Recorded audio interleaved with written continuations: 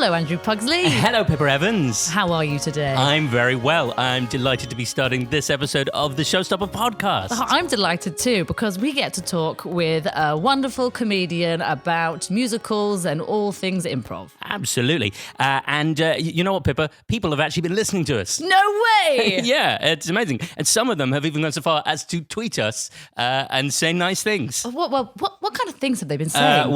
For example, Michael Jones, he said, I've just blitzed through the first 2 episodes of the Showstoppers podcast on my way to work. Really enjoyed it. A lovely insight into musical theatre, comedy, and of course improv. And then he says, really going to have to fight the temptation to suggest anything toilet brush related next time. Clearly listening to our discussion with Mike McShane and the preponderance of toilet brushes. And I think that podcast episode has done us a service, because no one has said toilet brush during this current run at the other palace. Yeah. So. Maybe if we repeat that episode often enough, we'll banish toilet brushes from the entire world of improv. First stop, toilet brush. Second stop, spatula. We got another tweet here at Jade Dolling. She says, listening to the Showstoppers podcast is definitely helping me get through the final essay of my degree. Oh, wow. I wonder what her degree's in. Yeah, musicals, presumably. Or otherwise, what help would it be? Well, maybe just our beautiful, calming presence. Yeah, absolutely. Yeah, a degree in Pippa Evans. Oh, no, I meant, what I meant there was not, but you know what I meant. You know what I meant, listeners. We've been at the other palace now for a few weeks. What was your favourite show so far? We did a delightful show called Tennessee Waltz, set in Nashville in the 60s. 60, yeah, why not? And it was a beautiful love story between you and Lauren, and about the society being afraid of a homosexual relationship, but just love winning through. And it was beautiful. Oh, it was a lovely show. Yes, indeed. You almost played my father, as you often do, but it was like a secret father, wasn't it? Oh yeah, that's right. We decided afterwards, sort of looking through, kind of trying to join all the dots. Probably the backstory of these characters was that they were father and daughter, but it wasn't. It was a sort of unacknowledged secret throughout the town. Yeah. So in Tennessee Waltz 2, it would be revealed, and the 7 hats that I wore would be in some way linked to the one massive hat that you were wearing. Yeah, and if anyone's thinking that we're spending too long analysing a show that we only ever did once and will never be repeated, you're right. I'd say you're probably right about that. I've really enjoyed our run at the other palace so far. My favourite show is probably Gracias, which was set in a Mexican marijuana field, illegal marijuana field. And I played a FBI agent who fell in love, of course, with Juanita, the daughter of the cliched characters.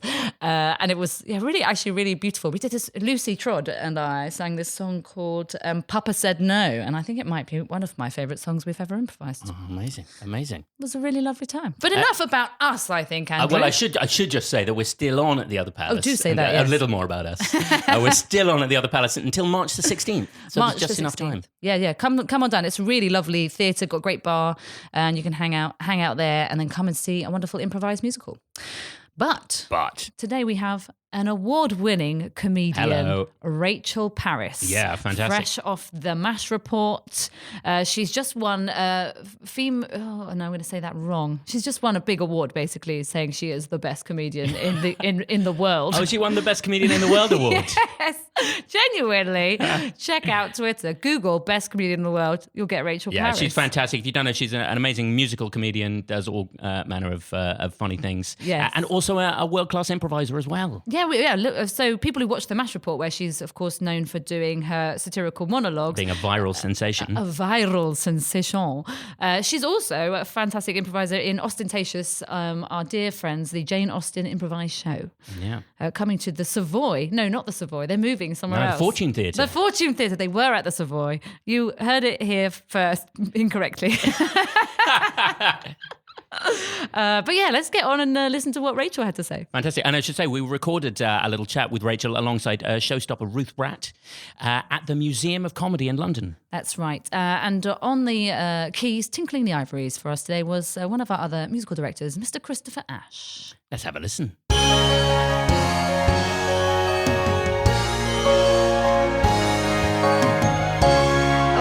about doing the Showstopper podcast in the Museum of Comedy with our fantastic guest, Madame Rachel Parris. Hello, thank you for having me. You're welcome to be here, Rachel. How are you? What are you up to? I'm really well, thank you. I'm doing some improv at the moment. All right. With anyone special? Well, with someone you might know. With you, Pippa Evans.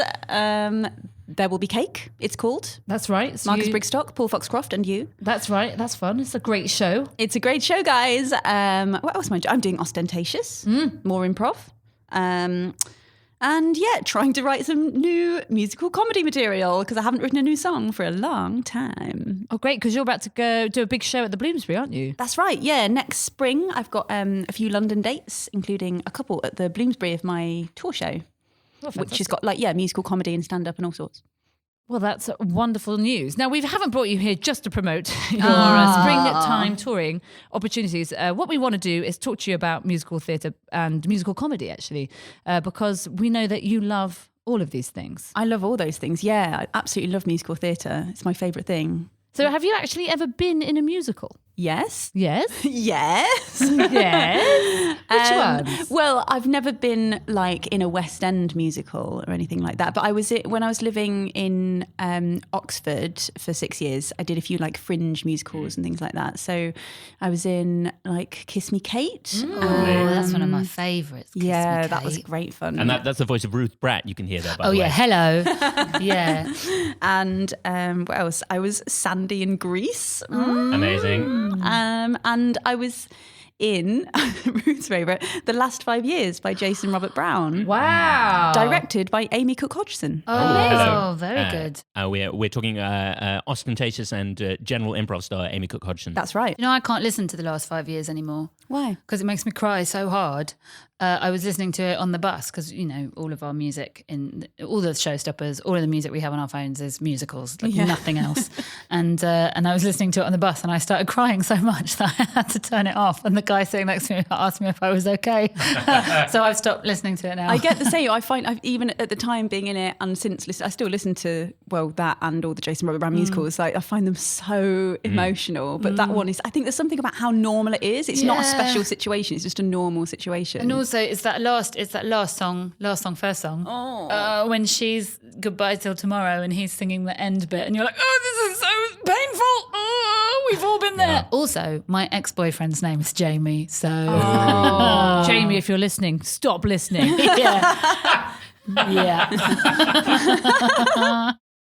That's a really big sing as well, the last 5 years. It is. And I wish in a way I could do it now because I think I could handle it better vocally now. Not very well, but compared to how I handled it then.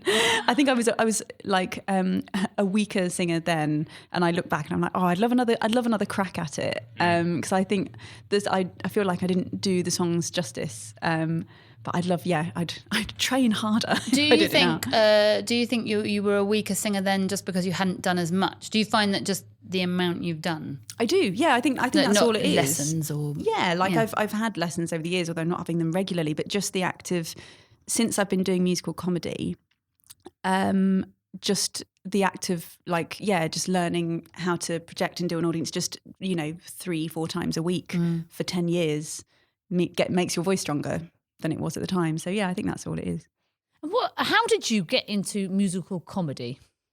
Well, I'd always written little tunes. I'd always when I was a very precocious musical child. So I wrote little piano pieces. I remember I called them really, oh my God, shockingly embarrassing things like Blue Cocktail, A Walk in the Sun, and things like that. I remember the first piano piece I wrote and it was so cringe. But then I always wrote songs just for myself from, all through teenagehood, university and everything like that. And then I did start performing a few in the clubs in my 20s, but just nothing was coming of it. But I did find a lot of my songs had a funny thing to them. Quite often they were comical songs, but not billed as such. And so when I got into improv, and then a lot of my friends started doing stand-up and all that kind of thing, I thought I wanted to try comedy, and I thought, well, actually, that's probably my way in. I think music. I'd always loved Victoria Wood and that kind of thing. So I thought, musical funny songs are probably my way into having a go on the stand-up circuit. And so I just booked myself a couple of gigs and I was right. Basically, that's what worked best. And I've never been at all, I don't get any nerves or stage fright when I'm doing the musical side of it at all. I feel very comfortable behind a piano, singing and accompanying myself. But the stand-up still scares the bejesus out of me, even now. So I definitely keep that as a sort of comfort for me, as well as the fact that people enjoy something a bit different in the comedy. For me, that's when I feel most at home, if you like. And is that strange? Because obviously now, you have always been to us, musical comedian and improviser Rachel Parris. But now you are viral internet sensation Rachel Parris from the so TV weird. show The Match Report. And then, which is a show in which you don't sing, you don't do comedy songs, or In haven't not spite of yet. my asking. So then is it strange when people come and see you solo? And of course, your show is always going to be musical. Yeah, I think it is strange. And I've had to write a 5-minute bit in the show where I go, I know most of you booked because of the Match Report, and I know you're not expecting me to sing, and this isn't some sort of awful vanity project. She's so up herself, she's now decided to do karaoke. And so I sort of have to address it because, I think people do find it strange. But so far, no one's been annoyed by it. It's the kind, luckily, I think usually with music and comedy, it's going to be a pleasant surprise rather than a horrifying shock. Ideally, that's what it seems. Everyone seems like, that's nice. That's great if people can go, oh, she was just as funny as I was expecting, and she sang some songs. Yeah, hopefully that's been the reaction. It's mostly what I've seen, but maybe people are just behind my back being like, oh, thank God she can sing. Comedy was terrible. Have you noticed a change in your audiences then? Do you think that before, because you were getting people who were coming to see musical comedy, whereas now people are coming to see Rachel Parris? Or I've noticed a change in my audiences, but not that change, because that's very flattering to what I was before the Match Report. Because the change is the audiences I was getting mostly, apart from maybe 5 hardcore fans, were people who wanted somewhere to go on a Wednesday night and didn't really know what they were going to see. And maybe they'd seen the word music and thought they'd be up for that. Right. But mostly it was people who didn't know what they were booking. And now it's quite specifically, quite sort of... quite woke on it, kind of a fairly young audience who are quite politically switched on. And it does seem to, the surprising thing is for me, like how much that is the case. Like it's 95% of my audience have booked specifically because of the Match Report, which I find quite scary. So they don't know what to expect, kind of thing. So I have got a role to kind of bring in a bit more satire than I would normally do into the show. Yeah. Do you normally do a lot of sort of topical material? Not loads. I've always done little mentions here and there, but not as specifically as I do on the Match Report. So I'm trying to do more of that now in what I write. Which I enjoy as well, because that I'm spending so much of my life writing those things anyway. Yeah. I might as well use all the things I've thought and put it into my own comedy. But the audience has definitely changed. Is that a challenge that is exciting to you, or is it like I don't want to have to bend my set to just because these dicks happen to book They are absolute dicks. It is exciting to me because I think after the first, I could be wrong, musical comedians out there, but I think after the first two shows that you've done with maybe 5 songs in each, I think every musical comedian runs out of the classic musical comedy songs that you have in your head already. So you've got one about love, you've got one about exercise, you've got one about kids, you know what I mean? There's really classic musical comedy trope songs that every musical comedian has written, and you reach a point in your career where you've written all the songs you ever thought you would write and you don't know what to write about anymore. And I reached that point a couple of years ago, and then did find new subjects to talk about and to write about, the stand-up and musical comedy. But the satirical, the more political thing is just another idea, really. It just presents more opportunities. I'm quite glad, like in improv, when someone just makes an offer, you're just glad of any offer sometimes. Yeah. When you're on stage, you're like, yes, thank you for making a clear suggestion. I would yes and that. So, no, for me, it's quite nice. I think people might be interested in sort of the what it was like to suddenly have your clips go viral and stuff. how did that present itself, and what did it feel like? It was quite strange. It felt to me like the sexual harassment one that went really viral, still by far the most viral. And maybe we could just explain what that clip was, just for anyone who hasn't seen it. So on the MASH report, it was the first extended presentation that I co-wrote and did on the MASH report, and it was a spoof thing about showing people what sexual harassment is and isn't, and people pretending to be confused about where the line is. It was very good. Yeah, it was thanks. very good. Thank you. And it was sort of a guide to men about where the line is, kind of thing, very tongue in cheek. And it went viral in a day, very quick. I think it got like something like 10 million views in a day, and then 25 million by the week, and then more and more. So I remember that day because I was in the office writing the next week's piece, and it was crazy, like seeing, and by that point you don't know what impact that's going to have. You're just like, well, this is now so many views, I don't know what that even means. Yeah, because 10 million is just kind of... Yeah, you're like, well, that's a lot, but I don't know. Probably that happens to a lot of people. It's just never happened to me. I don't know. But then in the next few days and weeks, when the Trump and Morgan one came up, it became really exciting, but also quite scary because of the topics. I had a lot of people who were very angry, sort of like Trump supporters messaging me and things like that. And because I wasn't at all prepared for it, my email address was clearly online on my website. And and I was like, as well, there's a thing of, obviously the MASH report is a lot of what I think and a lot of my words, I co-write them, but I don't write every word of it. Yeah. And some of it is things I might not choose to say. And I was being asked to go on shows to defend it. And I was like, this is really hard. Yeah. So it was quite it's the most listened to and looked at, very suddenly that I've ever been. I found it quite intimidating. Yeah. And I still do. It has never happened to that extent this year again, but it's really brilliant. And my favourite thing about it, the really overwhelming positive, is it getting audiences for my tour shows. It's just so nice not to have to worry about bums on seats. Yeah. It's such a change.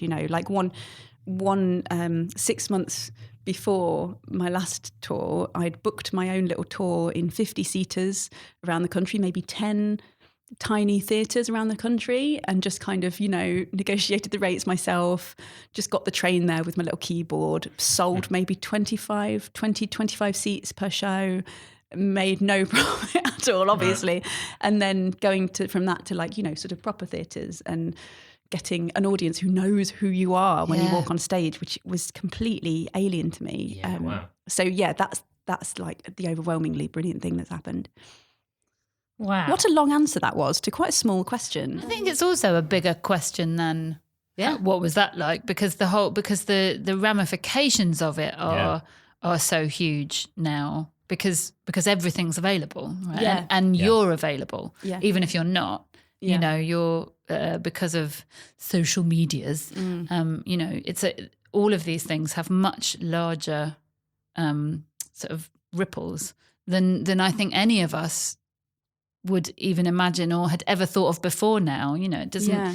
Especially that things are out there forever. Yeah. So it's even like your clip, in the old days, when we would watch television, that would have gone out and the people would have gone, I was ashamed you missed that because it was brilliant, absolutely brilliant. And you would have got notoriety from it and then been able to move on. But this stays there, and then people will still be finding it and going, oh, have you seen this clip that Rachel Parris did 18 months ago, maybe 5 years ago, 10 years ago? That's kind of intriguing. That's exactly what I found quite scary about it, actually, is that long-term effect of it. Like whatever we make together is online forever with my name on it. And that's what I find so alarming. I'm like, and because we have to make it, obviously it's responding to that week's news often. So we make it so quickly that I'm like, I really need time to think about whether I want to say these things and have it next to my name online for the rest of my life and beyond.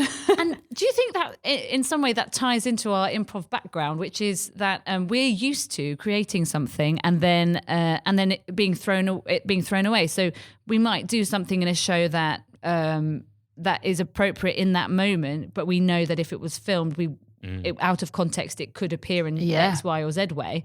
But also, we're so trained into being fine with going, that show's done. Bye. What's next? that maybe it's even more intimidating for you because you're literally not used to that. You've been trained in the opposite of that. Totally. I'm sure that's part of it, because it wasn't just that I've never gone viral online before. It's that it's been really one of my first major broadcast experiences. I'm just not used to being on TV very much at all, especially not as myself. Or version of myself as well, so that's complicated as well. But so yeah, I think totally. I mean, that I've got that years of that improv mindset of like it's done, and we've all really enjoyed it. But now it's just in the memories of the people who saw it, and it's like we don't want it to be committed to memory forever. I think that's we've got a tiny bit of that with that clip that keeps coming up of us on Fast and Loose. Oh yes, and it suddenly reappeared. Like we did it. Which clip is it? So it's us just listening Pippa to Evans and Ruth Brad. Pippa Evans and Ruth Brad. We've got headphones on, and David Armand is doing his amazing mimes to songs. Oh yeah, And this was on Fast and Loose, the improv show that was on BBC Two. Like BBC ages Two. ago. You remember it? Everyone 8 years remembers ago? Fast and Sorry, Loose. I don't Come need to explain on. what that is. I think it's like 8 years ago. Yes. And so it was really weird. It was sometime this year. Suddenly, people kept sending me messages going, "Oh, I've just seen that thing," and I was like, "What? I haven't done anything. I haven't," and I couldn't work it out. And it was that, and it resurfaces every now and again, and then people get in touch to say something about it, and I'm like, I don't know what you're talking, and it takes me so long to. But it's also work weird it out. because we're literally doing nothing. Ruth and I are sat with a pair of headphones on each, going, They're just laughing at David Armand. David, who's brilliant. People love to watch women laughing at men, though. Don't they? Yeah. And we do it very well. We do very If good anything, you could say Fast and Loose really made it for us as women who laugh at men. I mean, what I like about it is that we're both really into whatever it is. We're just really into it. But also what's weird about that is people would then say, I got messages saying, "So great to see you've made it." And I'm like, is that what you've made it looks like to you? Is two women laughing at a man? That is really depressing. Yeah. But it's a weird thing that is there forever and that people will keep coming back to it. And that's just like a tiny version of what you've had. Yeah, it's like having almost your manifesto online, you know? And people really as well think, because I'm talking about political stuff, people think it's absolutely just my personal opinion. A lot of it is, but not 100% of it. And that I will be absolutely certain about every single other political issue and know everything about politics and all of that. And it's like, no, like I absolutely signed my name to this, and I wrote on it, but also so did a team of researchers. Like these statistics aren't just coming off the top of my head, you know. Yeah. And there are many things I don't have an opinion on, to be honest. Like the things we choose on the programme are things I do have an opinion on, but I haven't got an opinion on everything. And people do sort of, I think because these times are so troubled politically, people are really looking for certainty and moral political guidance and for like these sort of like figures who will be sure, you know, people like James O'Brien. And that's not, as you guys know me, like that ain't me. But that is how I come across in the show. So it's a weird one. Yeah, that is, especially because that bit wouldn't work if you went, so some people sort of think sexual harassment, but, you know, sometimes, you know, you have to present the argument. Yeah. Otherwise, for the character, you know, you're playing an extended version of yourself. You don't speak like that all the time. Yeah, exactly. Otherwise, we probably wouldn't spend so much time with you. Yeah. So that is fun. That's interesting, isn't it, about certainty, which sort of brings us on to improvisation in a way, because all of improvisation is about going on stage looking like you're really certain about something you have absolutely no idea about. Yeah. Again, great training for your MASH report work. And you are in Ostentatious, who I think we consider our sister gang with Showstopper. Yeah, that's just a show that I do and started with a group of other improvisers where, it's in like full costume with musical accompaniment, where we basically improvise a full-length story in the style of Jane Austen based on the audience's title suggestion for like a made-up Jane Austen book, essentially. And of course, you've just finished at the Savoy in the West End. Yeah, we were there monthly for about a year, I think. I should know. No, but you don't have I to don't know. know. You don't have to I be don't know. certain about everything, Rachel. And now we're going weekly from February. So exciting. In the Fortune Theatre, the teeny tiny little one where they've got Woman in Black on. Yes. Have you seen the dressing rooms yet? No. So we did. That's where I did my drama school showcase. Oh, yeah. Many years ago. 5 years ago. 5 years ago, and it's really weird because you know they don't name the woman in black. She doesn't have the actress doesn't get credited or anything like that. Oh my God, I didn't so know that. Her dressing room was, and this may have changed, but her dressing room was literally just a Polaroid of the woman in black. It was one of the most terrifying things. That's terrifying. Ever. Terrifying, genuinely terrifying. So it doesn't say her name on the door. It didn't say her name or anything. I mean, this could have changed. This is a good years ago, but as far as I know. Oh, that sounds like a theatre tradition that'll still be in Yeah, place. it I was saw weird. The Woman in Black a few years ago. Like we all now know people in theatre, so I got like a cheap ticket from a friend, and it was in one of the boxes. And so the box is obviously, as you remember, practically on the side of the stage. And so I'd been told how terrifying the show was, and it was. But if you're in one of those boxes, you can see everything that's happening. So you can really see all the mechanisms and everything. Like, no spoilers, but just to say, maybe don't sit in a box. And would that be the same for Ostentatious? Should you not sit in a box for Ostentatious? No, by all means, sit in a box for Ostentatious. And then we get a better experience. Yeah, exactly. You can already see all the joins in Ostentatious wherever you sit. So, so tell us about the genesis of Ostentatious, because I came to the first ever Ostentatious show you? ever above the Salmon. That's the right. Salmon and Compass. Yeah. And the first half was traditional games, or was it the first half? it wasn't. That wasn't the first ever one. It was probably the second. Oh, okay. There was a lying. sad. Pippa. Lying. That is claim to fame. Sorry. It was almost the first. Sorry. The second is almost the first. It is almost. But I'm really interested to know about the second ever performance of Ostentatious. But it had like Whose Lines It Anyway games. Exactly. And, Well, we didn't know what we were doing, and we weren't in Ostentatious costume, were we? For the games bit. No. So we, I think, as with it, because it was I don't know, 2011, I think probably that we would have started it, and we didn't know how to start a show. It was before.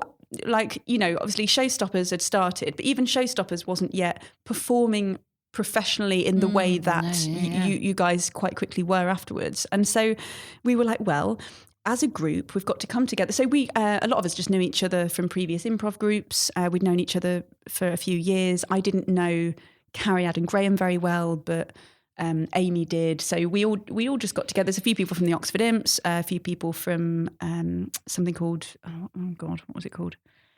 Another improv group I've forgotten the name of that I wasn't in. And a few from like the Institute. And me and probably Amy Cook-Hodgson, us two sort of thought, oh, we'd like to do a historical long form thing. We got the gang together really. And then Charlotte Gittins came on board, and then Daniel Robertson a couple of years later. So, but when it was really the six of us, we came up with like the name and the concept. But as you do, we were like, well, we've got to think of our group name. You know, we're a troupe of improvisers. What should we call ourselves? And we came up with the name The Milk Monitors. Oh, yes, I remember that, the Milk Monitors. Yeah. And then we're like, but we'll do the show. And we didn't intend to keep doing the Jane Austen thing. We thought, well, we'll try the Jane Austen thing first as a group, and then we'll move on to maybe Charles Dickens, maybe like Bronte, something like that. So we were like, the Milk Monitors was the group, and we thought presents Ostentatious as a first thing. And yeah, so the very, very first show was even smaller than that. It was to 15 people, but it was still a sellout at the Round Table, a little pub in Leicester Square. Yeah. And then the second gig, we moved to that like 50-seater above a pub, always above a pub. Always. And yeah, we decided to do, because we'd all done short form games, as we all do, like I think, did we dress in like school uniform in a weird way? I remember Andy Murray looking a lot like a waiter. That's not the tennis player. Probably Andy is his Murray. school uniform, to be fair. Yeah, Andrew Hunter Murray, yeah, probably did dress like that. So we dressed in sort of COD school uniform and did. Oh no, but we ended up doing, this might have been the third gig. We took ages to figure out what we did, so in the second gig, we tried short form games in the first half or second half, and then Ostentatious in another half. And in the next one after that, we thought, well, we'll do Austin versions of these short form games. So instead of Late for Work, it was Late for Church. Okay. And we did like a sort of improvised folk song from the time, and that so we did that in costume, and then I think by like the 4th gig, we were like, we've got to stop doing games. No one cares about the games, just do the story. So yeah, that was it basically. We just got together to have a bit of fun and do a show, and then people really like improvised Jane Austen, it turns out. So it just kind of grew and grew, and then we went and did the Free Fringe in Edinburgh, and that went really well. And then we just keep taking whatever venues offer us, basically. That makes it sound as though we're just whatever you offer us, we'll say yes, which is only part. We should also, because we really are quite. I don't want to use the phrase incestuous, but it feels like the right phrase. Really. Because Carriad and I were in News Review together. That was the first show we did. Adam Megiddo, our artistic director, has worked with you guys as a director, and you were in the Institute as well. No, I wasn't in the Institute. No, Lucy was in the Institute. Trod was in the Institute, which is another improv group for which Carriad was in. And were you in that? No, I wasn't. Paul was, Charlotte was. Charlotte Gittins. I went to university with Charlotte Gittins. Hey. And also, Daniel Roberts and Andy and Joe Morpurgo were all in the Oxford Imps, as were me and Amy. But then, and Amy was in Showstopper for a little while. And you were in you came along. I was never in Showstopper. But you came to quite a few rehearsals. But I came to a lot of rehearsals, yeah. And then it fizzed out. Guys, I just couldn't commit to the rehearsals. We do rehearse a lot of workshop. We call it workshopping, not rehearsing, to just make it clear that we are workshopping skills rather than rehearsing full musicals. Carriad did a couple of Showstoppers as well. Yeah, she did. It's true. Yeah. It's true. Yeah. Actual shows. Lauren Shearing. Who who guests with us all the time and will be like with us loads next year in Ostentatious, is in Showstopper. So there you go. It was a beautiful, beautiful Venn diagram. Yeah. I'd like to pick up on what you were just saying, Pippa, about rehearsing for improv versus workshops. I think people might be interested. That classic question that we get asked a lot: How do you rehearse for an improv show? I was just about to say, do you guys get asked that all the time? Yeah. Well, if you're going to make it up, what's the point in rehearsing? People say to us all the time. I mean, my stock answer is always, we're just honing the skills that we need, which are mainly looking and listening, singing songs, listening to genres, all that sort of stuff. Like footballers, Like football, yeah. you're not going to play that exact match, but you do practice your football if you're a professional footballer. You're just practicing, like you say, like the skills that you need. And I always say with Ostentatious, we're same as you guys, we're practicing like good improv, storytelling. And also occasionally we have like specific kind of Austin rehearsals where we're practicing like the language and the manners. And the dance. And the dance. And sort of the history, because sometimes, you want to know what references you're throwing out. Even though we quite often have massive anachronisms in it, it's nice to know what you are being anachronistic about and what you're not being anachronistic about. I was thinking, what's the best conspiracy theory there is about Ostentatious, just because we have so many conspiracy theories at Showstopper, and Andrew actually made some amazing conspiracy videos. I love those videos so much. They make me laugh. We should make sure we put the link at the bottom of this so people can see them. But are there any, like I could imagine people thinking you've got the lines written in your bonnets or something. Or like, what's the weirdest conspiracy theory about Ostentatious? I loved your one about the clock, the lines being written on the clock. And that's a genuine audience member thought our tiny little like $12.99 Argos blue plastic clock. People thought that was an auto cue. Nice. I don't think we've got any really like unusual ones like that, but the most common, really, really, really common one, even that all of our parents have said this, is there's two. There's one that we always have the same story structure that we hang the words on, that we hang the names on, and I'm like, if you've seen it twice, that's not the case. It's always people who've seen it once who say that. And the other one is that that we have our like set roles. Yeah. Oh, and also that who's going to come on. Yeah. They're like, but you know who's coming on first and second, don't you? Like, and we're like, no. And they're like, people do that face. Yeah. Like, I understand you can't tell me the truth, but I think we both know that that's the case. I think we know that I've worked it out. Yeah. I've solved your improv. Yeah. So now, obviously, we've talked improv, but we should talk a bit more musical theatre, because now you are viral sensation Rachel Parris. What is the musical you'd most like to be slotted into, which would be completely inappropriate to play the role, but you could just play the role anyway because now you're worldwide famous? Oh my God. So my lifelong childhood want to play is Enjolras in Les Miserables. Oh, you'd be great. I always wanted to. Well, I wanted to be Eponine a bit, but I really, really wanted to be Enjolras. I don't know if I'm saying it right because I learnt that name when I was like 8 and had never done French before. I think that's correct. Close enough. I don't know. Yeah. Sounds right. But had like, you know, the easy piano score of it when I was little, and I loved Les Miserables so much. I knew all the words and all the music, but that was. He's so brilliant. He's the one who gets to stand on the barricade, you know, sing all the fantastic songs. Do you hear the people sing? And all of that.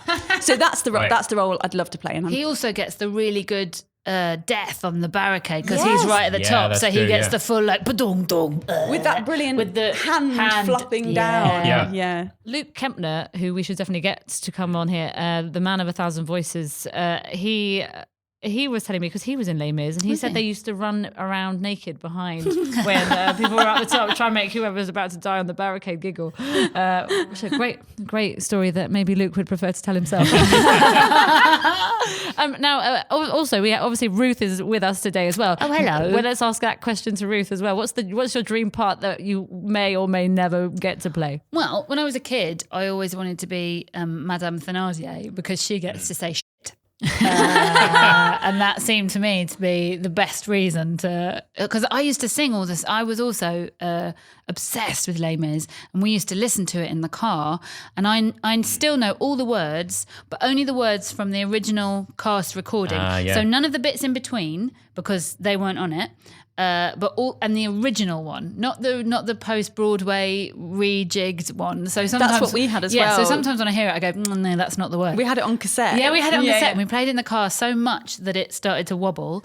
But I knew all the words to at 9 because it came out when I was 9. I knew all the words to Lovely Ladies, and I was 9, so I didn't know what ready for a quick one, a thick one, or a quick one in the park meant. To be fair, I still don't know what ready for a thick one. No, I don't know what a thick one is. Don't know how ready you can be. I know what a quick. I think it's about girth or just a quick knee trembler. I think it's about Herbert Kretzmer needing a rhyme. Yeah, probably that. So I knew all those words, and I remember my grandmother, who was very proper, sitting in the car with us, and my mum just put it in because it was just the tape that we always had on, and so I continued to just sing along to it, and my grandmother increasingly becoming infuriated by her 9-year-old granddaughter singing basically a sex song, but I didn't know what any of it meant. I thought they were literally lovely ladies. They were ladies who were lovely, and they were a bit raucous, and that was all I knew. So, yeah. Do you know what? I think I'd like to be, and it's not a character, I think I want to be Angela Lansbury. So I want to be anything that she's played, but I want to be her. Okay. So I want to be Angela Lansbury. Well, tonight, Ruth Well, this has been a delicious chat. Yeah, hasn't it? A lovely, lovely chat. So nice. I wonder if you might like to improvise a song with us, Rachel Parris. I would love that so much. What a treat. Well, let's make that happen. Let's have a little bit of Passage of Time music.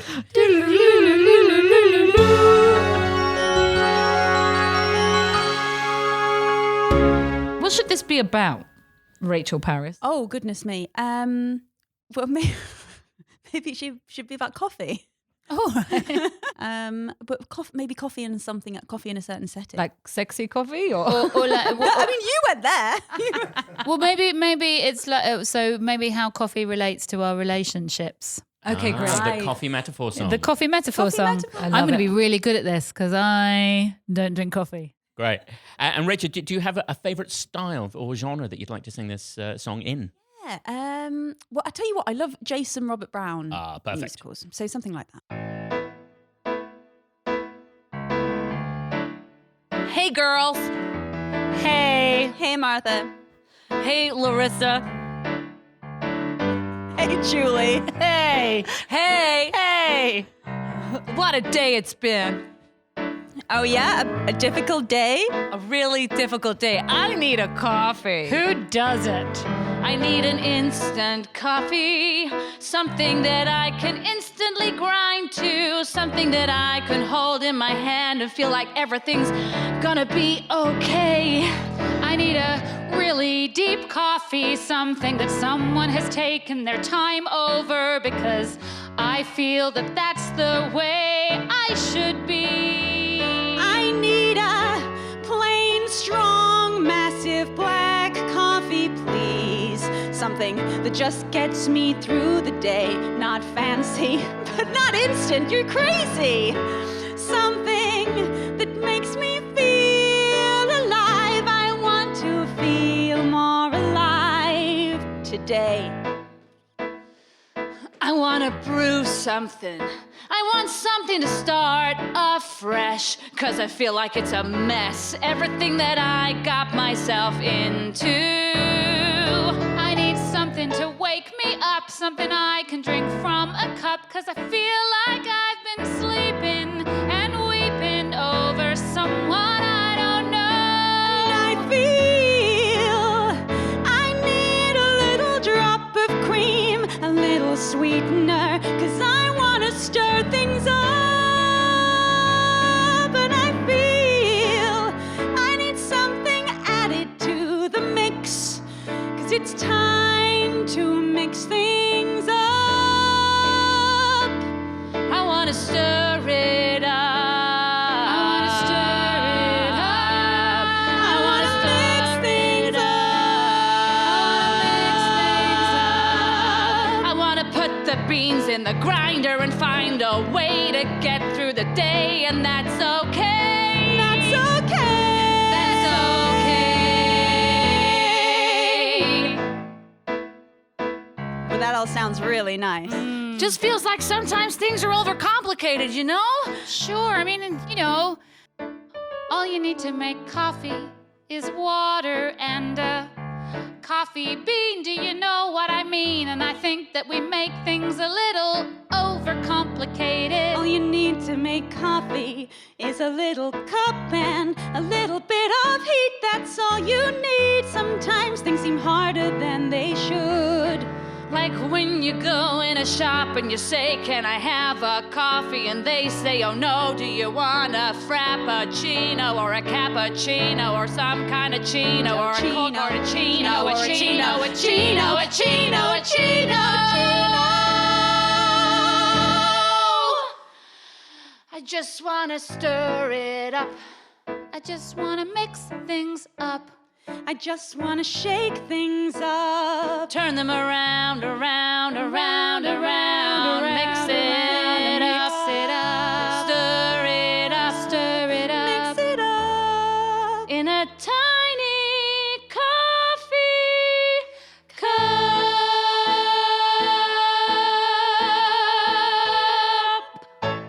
Amazing. Can I just ask, I think it might be interesting, let's find out, like, what is our brain process during that song? Like, for people listening at home who maybe like either don't believe that we just made that up or just want to know more about it, like, what happens in your head? So for me, Pippa Evans, they say, coffee, and then my head goes, oh, what's a thing I remember? Like, beans, instant was the first word that I came with. And then that's all I do in terms of a plan. Yeah, so then I just listened to what you did and went, oh, Pippa started with instant, so I will try and think of another thing to do with coffee.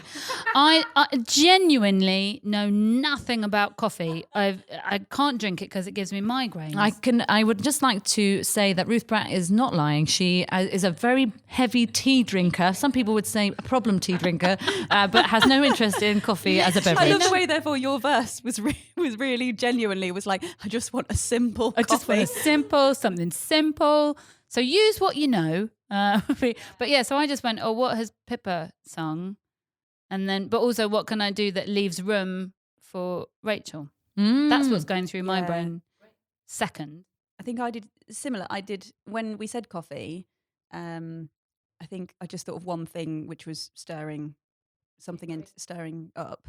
But then when Pippa had done a verse and Ruth had done a verse, then there was an obvious sort of third. It felt like we should do a pattern. Yeah. So I was trying to think of like a third thing. And I guess that's the song kind of that ended up going a bit like that, didn't it? Like little patterns. Yeah, totally. Between the three of us. Yeah, and that's it, isn't it? Recognize the pattern. Because then when you said stir, it was kind of like a hook. And then I was like, oh, we should make that the hook. That's a great. You said stir it up, mix it up. I was like, let's make that the hook. So then I would just repeated what you said to solidify and use my eyes to go, should we make this the hook, guys? Exactly. Yeah, you know, and then you know a good chorusy idea when you hear it. So then we're going, oh yeah, we're gonna harmonise with that. Yeah, that's really nice. That's really nice. Oh, that's great.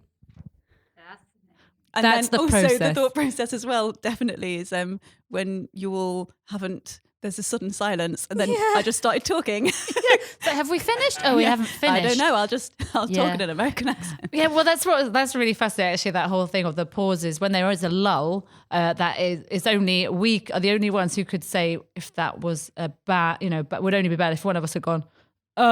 Is it finished? Yeah. Should we? I thought we should have finished there, rather than go. Okay, well, here's something else about coffee. That was just 4 bars that were meant to be there.